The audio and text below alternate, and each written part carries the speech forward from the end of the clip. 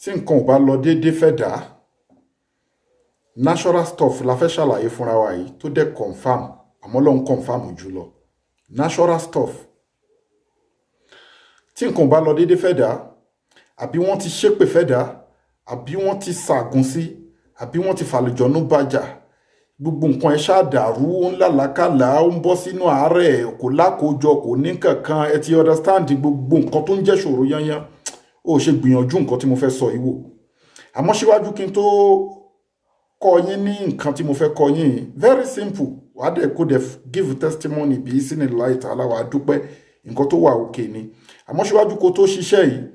àbí tó bá ṣiṣẹ́ ìtàn nǹkan tó bá lágbára fi sákàǹtì àwọn ọmọ aláìní kó máa jẹ́ sàárà account number ní fáwọn ọmọ aláìní 0123214254 account number fáwọn aláìní 0123214254 Global Dahiratu Dhikrlahi Islamic Organization Wema Bank of Nigeria ẹ dẹ̀ má gbàgbé láti get all in one by Sheikh Afagba natural apps àwọn ẹ̀kọ́ légbòogi la kójọ síbẹ̀ àwọn egbòogi tá a kọ́ ẹ̀kọ́ ẹ̀ ní China tá a kẹ́kọ̀ọ́ ẹ̀ ní India tá a kẹ́kọ̀ọ́ ẹ̀ ní Arab country ní Asia continent àti èyí tá a kọ́ ní Africa wa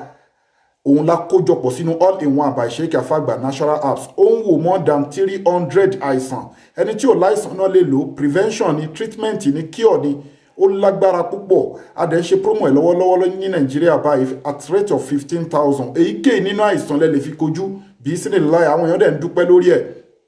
àìsàn ọlọ́jọ́ pípẹ́ ni ẹ ti lo oògùn sí kò lọ ní ó lọ́wọ́ ayé nú ni ìrórun sùn ni ẹ̀mí òkùnkùn ni wọ́n sàsímí ni gbogbo àti evil spirit àti àìsàn èyíkéyìí nínú àìsàn ẹ fi kojú ẹ̀ wọ́n fi ṣe èèyàn ní ẹ fi kojú ẹ̀ all in one egbòogi tó dáa ni mi tàn yín o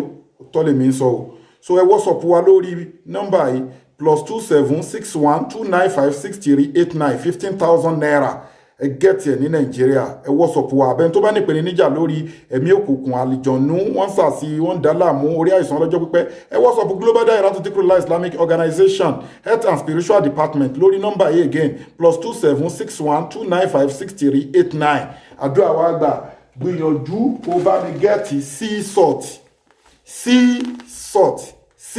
salt tó bá gẹ́tì sea salt bá mi gẹ́tì camphor ó ti rí sea salt àti camphor kó wá gẹ́tì kafra pẹ̀lú ẹ̀ sea salt camphor kafra sea salt camphor kafra lọ mẹ́tẹ̀ẹ̀ta papọ̀ dá sínú kekan máa bú sómi ìwẹ̀ tó bá fẹ́ wẹ̀ láàárọ̀ fi wẹ̀ bú sómi ìwẹ̀ tó bá dalẹ́ náà tó fi bú sómi ìwẹ̀ kó fi ṣanra sùn bí sínú láì tààlà ọ̀nà ẹ̀ á là inú ẹ̀ á dùn ayọ̀ ẹ̀ á kún má sálẹ̀ àmì.